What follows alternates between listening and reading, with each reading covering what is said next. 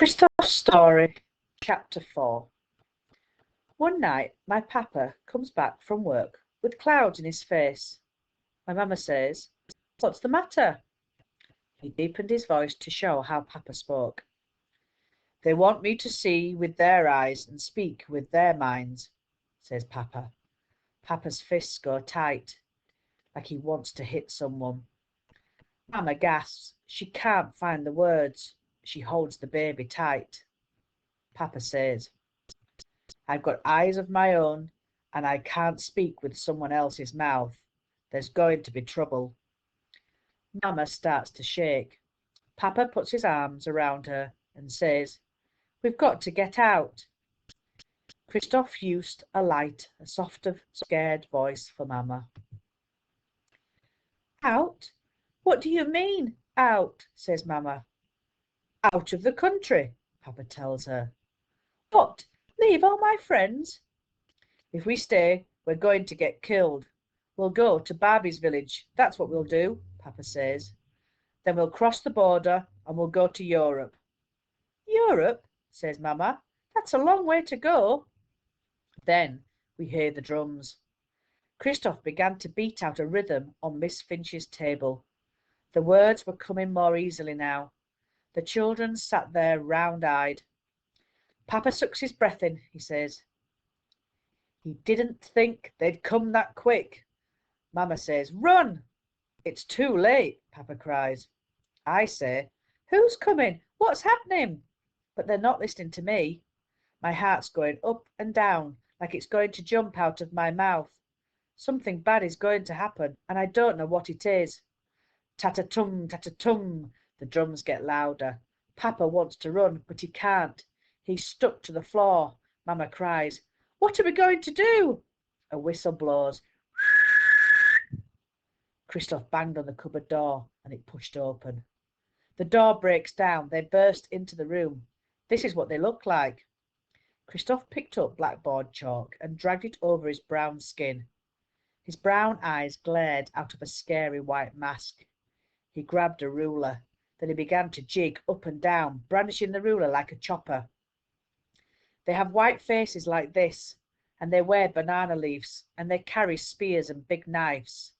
"Kabahooza!" they cry. "We've come to set you free." Papa pushes Mamma away from him so they won't get hurt. She falls on the bed. She's still holding little Matthew. The tears are rolling down her cheeks, but Papa doesn't look at her. He acts like she's not there, and he doesn't look at me. "I'm coming," he says, and he goes with the men. I'm scared. I don't like these men. I think they will hurt Papa. I start to cry. "Where's Papa gone?" I say. "Why did he go with those bad men?" Mamma is crying, crying, crying, like she can't turn off a tap. She says, "Papa had to go. They're soldiers, those men. Papa had to go with them, act like he's their friends. If he didn't go with them, they'd kill him." Matthew's crying. I'm crying. Mamma's crying. We're all crying. Mamma tells me I mustn't go to school. I mustn't go out to play. I've got to stay in the house. For 3 days we wait. Mamma doesn't dare go out, and we've got no food in the house. My tummy is grumbling away. My mamma hasn't got enough milk for Matthew, and he won't stop crying. Then Ayumbi comes. She's Mamma's friend. She brings a can of milk and some bananas and some sweet corn, and I can't stop eating. Matthew drinks a bit of milk, and he stops crying. Mamma asks what happened to Papa. Ayumbi doesn't know. Mamma starts crying all over again. Ayumbi keeps bringing us food. Mamma won't let me go out. I'm mad at the men for taking Papa away, and I'm scared they're going to hurt him. Each night I go to sleep and hope that Papa is coming back, but when I wake in the morning, he still isn't there. Then we hear the drums. It's not a kaboza sound, it's the other drums, the ones that tell you what's going on. Mamma listens to them and says, "Papa's got away. Quick, the soldiers are coming." She throws Matthew over her shoulder and ties the cloth round him. We look out of the window. No one's there yet. We open the door. The sun is going down. There are shadows everywhere. We can hear noises and shouting. Run, Mama says. We run between the houses. There's more shouting. It's the soldiers. Then one of the soldiers sees me. He drops on his knee like this. He fires his gun, and the bullet hits me. Christophe fell to the floor, clutching his side. He heard the children gasp. That was definitely the best bit. I, I, I don't know what's going on. It's like I've fallen asleep. I wake up in Ayumbi's bed. What's happened? I say. My voice is all tired and squeaky. Ayumbi says, You're a lucky boy, Christophe. A bullet came looking for you, but it didn't find you. It rushed by so fast that it burned you, just there on the side of your body. I say, Lucky? I'm not lucky. I'm hurting all over. She says, You're lucky you didn't die. And this is what it did to me. Christophe lifted up his shirt, his vest, and showed the bullet burn. Wow, gasped the children. Christophe felt a grin beginning to spread over his face. No, he mustn't smile. It was no time to smile now. Next, the sky outside goes red. Ayumbi goes running to the window. There are flames shooting up to the sky. They've set your house on fire, she cries. I want to see the fire, but my legs won't work. Mama says, You stay right there. Then I see that my brother isn't there. Where's Matthew? I ask. For a moment, Christophe couldn't find his words. Don't think of Matthew, think of Babby, he told himself. He made his voice firm. My mama starts to cry. Rain is falling from her eyes. Ayumbi puts her arms round Mama. She's crying too. He wasn't so lucky, said Ayumbi. A bullet got him. The fire dies down. The shouting stops. No one comes chasing after us. What are you going to do? Says Ayumbi. We'll go to Babby. That's what we'll do, Mama says. We'll get a place on the bus tomorrow. How will you pay? Says Ayumbi. I've got money, says Mama. She pats the side of her body here. She's got a purse that Papa gave her. It's under her clothes where no one can see it. Mama, I say, I'm thinking of Papa. How is he going to find us? Mama knows what I'm thinking. She says, Don't worry, Christophe. Papa will come and find us as soon as he can. But I can see clouds in Mama's face, and I know she's scared. The next day we say goodbye to Ayumbi and we go on the bus. It's a long, long way. We have to keep changing buses. I keep falling asleep and waking up again. I'm hot and hurting all over. I'm having bad dreams. I dream that Papa's looking for me and he can't find me. Then we get to Babby's village. Babby comes. Mama starts crying. Christophe began to weep and wring his hands, just as the other mothers had done. They shot my child, she says. Matthew's dead and Christophe's sick. He needs a doctor. Oh, why isn't Papa here? Don't cry. I'll fix him, Babby tells her. He picks me up and carries me to his house. Mama's crying again. He puts leaves and things where it hurt, here and here. Then he gives me a hot drink. It tastes horrible. Papa never gave me medicine like that. I fall asleep, and when I wake up, my hot head isn't hot anymore. When I'm better, Babby says, You want to come out with Namo and Munga? So Babby and I walk on the mountain with Namo and Munga, and we help them to find something to eat. It's a hot day. All day long, the sun burns the earth. We walk when the goats walk. We rest when they rest. And Babby tells me stories. He's my mama's papa.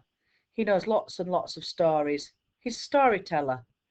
He's got hair like mine, but it's white, and he walks with a stick because one leg is always tired. When his leg is very tired, he lets me take Namo and Munga out all by myself. He knows I'll bring them back safely. I don't go to school anymore because there isn't one. I go out with Namo and Munga instead. Then Papa's friends come. They say Papa is waiting for us across the border. Babby won't come with us. He says he'll wait till his leg gets better. So we say goodbye to Babby, then we walk over the mountains. Papa's friends show us where to go. It's a cold night. We make a fire and we wrap ourselves in blankets and sleep by it. And then we find Papa. He's very thin and he's got a bad leg, just like Babby. Mama says, "What happened to your leg?" Papa says, "Never mind my leg. I'm lucky to be alive." Then he says, "Bibka, you've got to learn to speak English now. We're going to England." We go on buses and trains, and we stay in lots of different houses. Some smell horrible, and every day Papa is teaching me English. Then we get on an aeroplane and we come to England. And now I can go to school again. It was horrible at first because I didn't know anybody and I didn't have any friends, but it's better now. Papa says that when the fighting stops, we'll go back home. Maybe I'll see some of my old friends. Maybe I won't. And that's the story of how I came to this country. Christophe looked at the faces in front of him. They were all, what was that word? Gobsmacked. Even Jeremy and the rats looked at him as if he was someone big and important. "Phew," said Greg. Miss Finch began to clap. The children joined in. They drummed their feet on the floor and their fists on their desk. Then Miss Finch said, "Was that a scary story?" "Yes," chorused the children. "And it was real," said Miss Finch. "But Christophe is not the only one who has a story to tell. You've all got stories inside you. Maybe it's a story about a pet, or your brother or sister, or something that happened to you. Maybe it's funny, maybe it's scary. Get into pairs, and as soon as you find a story in your head, you can share it with the person who's sitting next to you.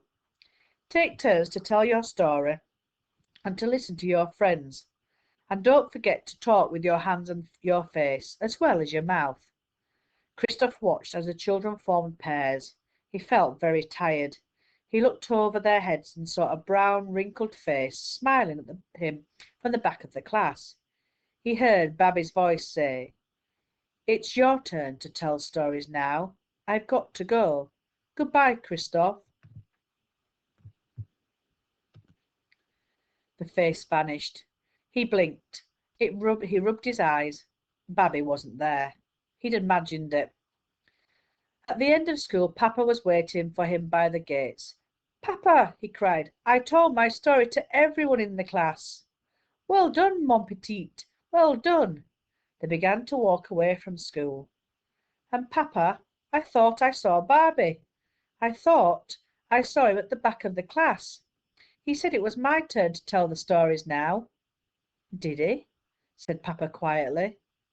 But he wasn't really there. Papa wasn't listening. Papa's eyes were cloudy. Something had happened, something bad. "What's the matter? What's happened, Papa?"